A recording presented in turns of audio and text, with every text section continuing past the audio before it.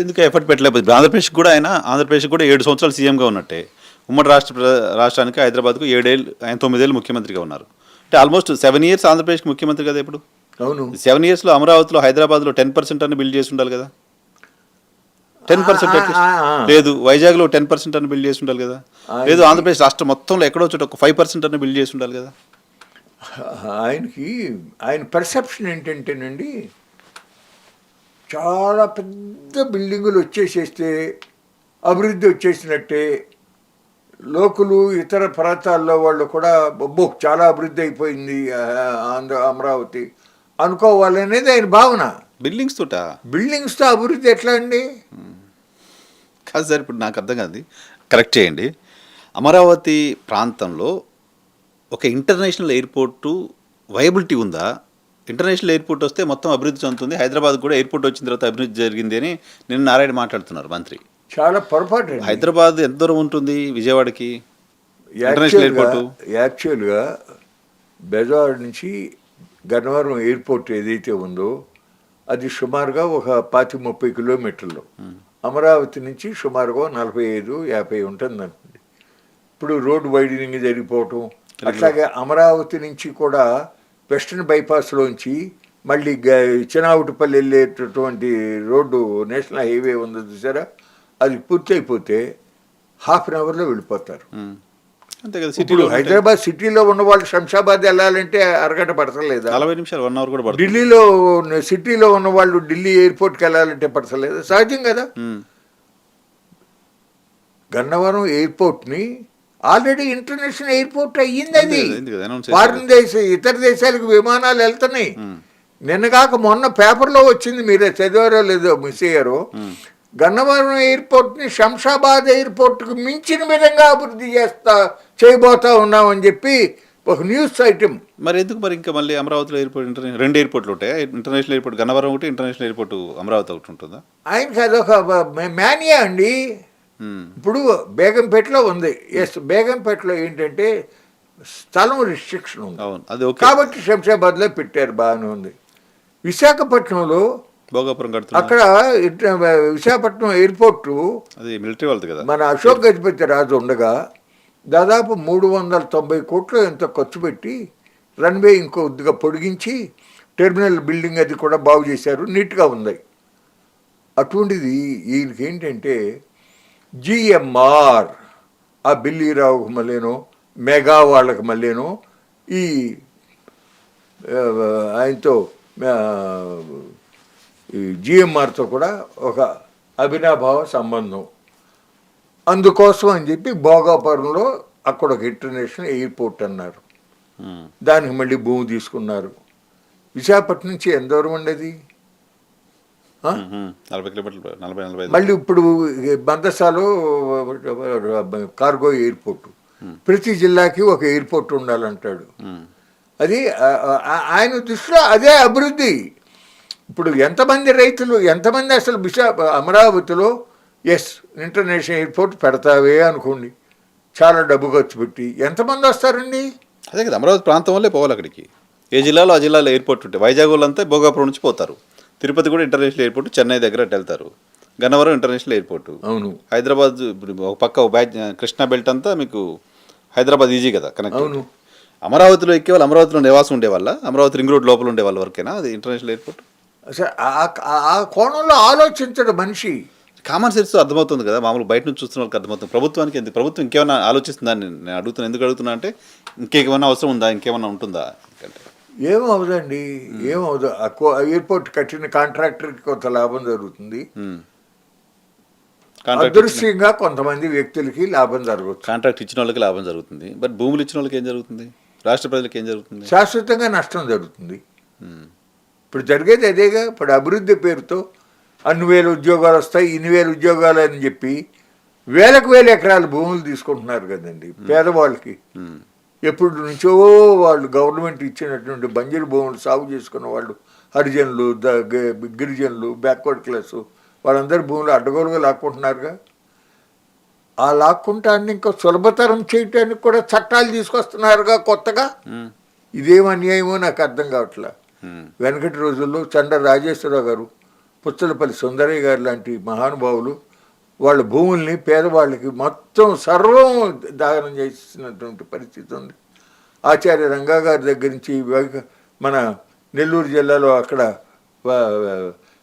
జమీందారులకు వ్యతిరేకంగా పోరాటం మొదలుపెట్టి శ్రీకాకుళం జిల్లాలో కూడా పోరాటం జరిగి అనేక చోట్ల జమీందారులు రద్దు జరిగిపోతే ల్యాండ్ సీలింగ్ చట్టాలు వస్తే పేదవాళ్ళకి భూములు ఇస్తే ఇవాళ కొంతమందిని మహారాజులను చేస్తూ ఉన్న పరిస్థితి. 1,30,000 ఎకరాలు కావుడా అనే చోట అదానీకి ఇస్తున్నారు. 5,50,000 ఎకరాలు ముఖేష్ అంబానీకి గుజరాత్లో ఇస్తున్నారు. కచ్ ప్రాంతంలో మన రాష్ట్రంలో అదానీకి 500 CBG ప్లాంట్లు పెడతాం కోసం 5.5 లక్షల ఎకరాలు చంద్రబాబు నాయుడు ఇవ్వబోతా ఉన్నాడు. కాదు సార్, ఆంధ్రప్రదేశ్కి సంపద సృష్టిస్తాను చంద్రబాబు నాయుడు గారు చెప్పిన మాట కదా. ఈ 17 నెలల్లో 18 నెలల్లో సంపద సృష్టి ఏమైనా కనపడిందా? జనాల సంపద తీసుకోవడమే కనపడిందా? ఏమీ లేదండి. జనం సంపదని జనం యొక్క భూముల్ని కొద్దిమందికి కట్టబెట్టడం వరకే జరుగుతూ ఉంది. మరి సంపద సృష్టి ఎట్లా? సంపద సృష్టి అసలు ఈ కింద వాళ్ళని నువ్వు వాళ్ళకి కావాల్సిన సహకారం ఇస్తే కదండి. ఉదాహరణకు చెప్తున్నా సార్, ఇవాళ కేంద్ర ప్రభుత్వంలో ప్రొడక్టివిటీ లింక్డ్ ఇన్సెంటివ్ అని ఉంది. ఉత్పత్తి చేసినందుకు గుర్తిస్తూ కొంత వాళ్ళకి సపోర్ట్ ఇవ్వటం. ఎంప్లాయ్మెంట్ లింక్డ్ ఇన్సెంటివ్ అని పెట్టారు. వ్యవసాయం ఉంది. మేము పంటలు పండిస్తున్నాం. మేము పండిస్తేనే కదా ఈ దేశ ప్రజలందరికీ ఆహార భద్రత సమకూరుతూ ఉంది. మేము పండిస్తేనే కదా ఫ్యాక్టరీలు రన్ అవుతున్నాయి. టెక్స్టైల్ ఫ్యాక్టరీలు కానీ, షుగర్ ఫ్యాక్టరీలు కానీ, ఆయిల్ ఫ్యాక్టరీలు కానీ ఇవన్నీ కూడా నడుస్తున్నాయి అంటే రైతులు పండించింది. అట్లాగే కొన్ని కోట్ల మందికి పని చూపిస్తున్నాం కదా. మరి మాకెందుకు ఆ ఇన్సెంటివ్ స్కీములు మాకెందుకు అమలు చేయరు? ఇన్సెంటివ్లు ఇవ్వకపోగా మేము పెట్టిన పెట్టుబడి దానికి కొద్దిగా మార్జిన్ కలిపి అని చెప్పి ఆ మహానుభావుడు సోమనాథన్ గారు రికమెండేషన్ చేస్తే అది అమలు చేయడానికే మీకు మనసు ఒప్పట్లేదే. ఇన్సెంటివ్స్ ఇవ్వకపోగా బెగ్గర్స్గా మార్చేస్తున్నారు కదా ఫార్మర్స్ని. అదే చెప్తున్నానండి. ఈ రకమైన పరిస్థితి జరుగుతుంది. ఏం చెప్తారు సార్ ఫైనల్గా చివరిగా చంద్రబాబు నాయుడు గారికి, కూటమి సర్కార్కి అమరావతి భూసేకరణ అంశానికి సంబంధించి ఒక అప్పీల్ చేయండి సార్ మీరంటే ఏం చెప్తారు? నేను మీ ద్వారా గౌరవ ముఖ్యమంత్రి గారికి అప్పీల్ చేసేది ఏంటంటే, దయచేసి 2వ భూ సమీకరణ ప్రయత్నం మానండి. ముందు తీసుకున్న భూముల ఎల్పిఎస్ లేఅవుట్లని ఖచ్చితంగా అభివృద్ధి చెయ్యండి. రెండోది, ఇప్పుడు మీరు తలపెట్టినటువంటి international airport, sports city, smart industries వాటిని ఉపసంహరించండి. ఆల్రెడీ అమరావతి దాంట్లో ఆ 54,000 ఎకరాల్లో నవనగరాలు అని ఉన్నాయి. అడ్మినిస్ట్రేషన్ సిటీ, అట్లాగే health city, education city, smart ఇండస్ట్రీస్కి ఉంది, స్పోర్ట్స్కి ఉంది, టూరిజంకి ఉంది.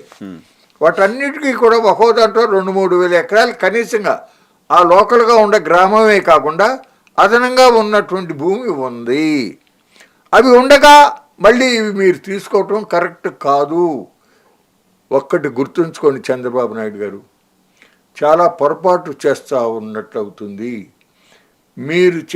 మీరు మాట్లాడే మాటలు, మీరు చేసే పనంతా కూడా అమరావతి మీదే కేంద్రీకరించి అమరావతిలోనే ప్రభుత్వం కొన్ని వేలు దాదాపుగా 70-80 వేల కోట్ల రూపాయలు పెట్టుబడి పెడుతున్నారు అనే భావన వెనుకబడిన ప్రాంతాలైనటువంటి రాయలసీమలో, వెనుకబడిన ప్రాంతం అయినటువంటి ఉత్తరాంధ్రలో ప్రజల మనసుల్లో నాటుకుందంటే అది చాలా దుష్పరిణామాలకి దారితీస్తుంది.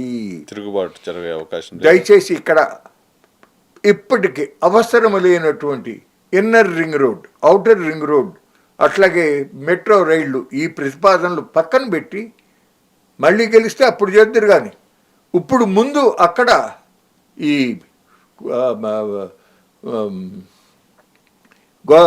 రాయలసీమలో కాలేరు నగరి, హందరినివా ప్రాజెక్టులు, అటువంటి ప్రాజెక్టులు పూర్తి చేయటం, అక్కడ ఇదివరకే రూపొందించబడి అమలు చేయకుండా ఉన్నటువంటి గుండ్రేవుల ఇంకా కొన్ని ప్రాజెక్టులు అవి టేకప్ చేసి కాలువలు తవ్వకపోవటం వలన కొన్ని చోట్ల చాలా హెచ్చుగా ఖర్చు పెట్టి కొన్ని పనులు చేసినా ఫలితాలు రైతులకు అందని పరిస్థితి రాయలసీమలో ఉంది. అట్లాగే వంశధార నాగావళి లింకు ప్రాజెక్టు అక్కడ ఉత్తరాంధ్రలో ఉంది. కేంద్ర ప్రభుత్వం దగ్గర నుంచి అవసరం లేకపోయినా ఆల్రెడీ హైదరాబాద్ నుంచి విజయవాడకి నేషనల్ హైవే 65 అది ఉండగా 6 లైన్లు చేయాల్సేదానికి వాళ్ళు చేస్తూ ఉండగా మీరు మళ్ళీ గ్రీన్ ఫీల్డ్ ఎక్స్ప్రెస్ హైవే చేయటానికి మీరు అడగటం వారు అంగీకరించడం జరిగింది. అవసరం లేని పని. దాని బదులు పోలవరం ప్రాజెక్టుని 45.5 మీటర్ల ఎత్తుకు నిర్మాణం జరిగేదానికి దానికి అవసరమైనటువంటి నిధులు లభింప చేసేదానికి వాళ్ళను ఒప్పించి పార్లమెంట్లో ఫైనాన్స్ బిల్లులో పెట్టినటువంటి తప్పుడు వాక్యం ఏదైతే ఉందో, ఇక భవిష్యత్తులో 12,000 కోట్ల రూపాయలు మాత్రమే పోలవరం ప్రాజెక్టుకి కేంద్ర ప్రభుత్వం ఇస్తుంది అని పెట్టినటువంటి దాన్ని రద్దు చేయించి ఆంధ్రప్రదేశ్కు జీవనాడి అయినటువంటి ఆ పోలవరం ప్రాజెక్టుని త్వరగా పూర్తి చేసి అక్కడ ఆ నిర్వాసితులైనటువంటి ఆదివాసీలకి ఇతర అరణ్య వాసులకి నష్టపరిహారము వాళ్ళ పునరావాసం కల్పించడానికి తగిన పనులు చేసి ప్రజల యొక్క హృదయాలను చూరగొనండి. కానీ మళ్ళీ రెండో విడత సమీకరణని పెట్టి రైతులు నష్టపోవటం, రాష్ట్రానికి ఏం మేలు జరగదు. కానీ అదే సమయంలో కొన్ని దుష్పరిణామాలకు కూడా దారితీసే అవకాశం ఉంటుంది చంద్రబాబు నాయుడు గారు. అందుకని దయచేసి విరమించండి అని నేను మీ ద్వారా హృదయపూర్వకంగా విజ్ఞప్తి చేస్తూ ఉన్నాను. చివరిగా ఎందుకు సార్ కేంద్ర ప్రభుత్వం దగ్గర ఇప్పుడు అమరావతి రాజధాని అనేది నోటిఫై చేయించలేకపోతున్నారు? ఎందుకు? దాన్ని లీగల్గా రేపు పొద్దున ఎవరు వస్తే కదిలించే పరిస్థితి లేకుండా జరగదు సార్. నిన్న రైతులు అడిగితే కూడా నేను మాట్లాడతాను అని చెప్తున్నారు బాబు. నేను 3 రాజధానులు అన్నప్పుడు కోర్టుకు వేసాం కదండి. క్లియర్గా జడ్జిమెంట్లు ఉన్నాయి సార్. జడ్జిమెంట్లు ఉండడం కాదు, ప్రభుత్వం నోటిఫై చేయించాలి కదా. అప్పుడు మొన్న జూన్ 2 తోటి అయిపోయింది. తెలంగాణ ఉమ్మడి రాజధాని అనేది కూడా లేదు కదా, ఇంకా హైదరాబాద్ ఉమ్మడి రాజధాని. సో ఆంధ్రప్రదేశ్ రాజధాని ఇది అనేది నోటిఫై చేయించే ప్రయత్నం ఎందుకు చేయట్లేదు కేంద్ర ప్రభుత్వం? అంటే చెయ్యకపోవటం వలన నష్టం అనేది లేదు. లీగల్గా ఫిక్స్ చేయాలి, దాన్ని లీగల్గా ఫిక్స్ చేయకపోతే ఇబ్బంది అవుతుంది అనేది రైతులు అడుగుతున్నారు. నిన్న బాబు గారిని అడిగితే నేను మాట్లాడతాను, మోదీతో ఆల్రెడీ చెప్పాను మాట్లాడతాను. ఒక భావం ఏమొచ్చిందంటే అప్పుడు కేంద్ర ప్రభుత్వం అట్ట నోటిఫై చేయకపోవటం వలన జగన్మోహన్ రెడ్డి 3 రాజధాని అనేటటువంటి పల్లవి ఎత్తుకోవటానికి అవకాశం కలిగింది. కాబట్టి నోటిఫై చేయటం అవసరం అనేది వచ్చింది. నా పాయింట్ ఏంటంటే అసలు చంద్రబాబు నాయుడు గారు చేసిన దాంట్లోనే తప్పు ఉంది. ఇప్పుడు సింగపూర్ వాళ్ళని రాజధాని ఎక్కడ బిల్డింగులు ఎక్కడ అడ్మినిస్ట్రేటివ్ క్యాపిటల్ రావాలి అయ్యి అని చెప్పి అడిగారు కదా. వాళ్ళు ఒక మాస్టర్ ప్లాన్ ఇచ్చారు కదా. వాళ్ళు ఇచ్చిన చోట అక్కడే పర్మనెంట్ బిల్డింగులు కట్టకుండా వేరే చోట టెంపరీ, దానికి ఏదో టెక్నికల్ వర్డ్ ఉంది, తాత్కాలికమనే మాట, secretariat, interim secretariat, interim building for high court, interim building for assembly అని చంద్రబాబు నాయుడు గారు నోటంటే ఆయనే ఆ మాట అంటాం. అది సబబ్ అంటారా? పక్క బిల్డింగులు కట్టి 100 కోట్లు ఖర్చు పెట్టి కట్టిన బిల్డింగ్ లేదా? అవును, 100 అడుగుల లోతులో నుంచి పైల్ ఫౌండేషన్ వేశారండి సెక్రటేరియట్ కి. 6 అంతస్తులు వెళ్ళొచ్చు. ఇప్పుడు 1+1 కదా, G+1 కదా, 6 అంతస్తులు వెళ్ళొచ్చు. అవసరమే లేదు.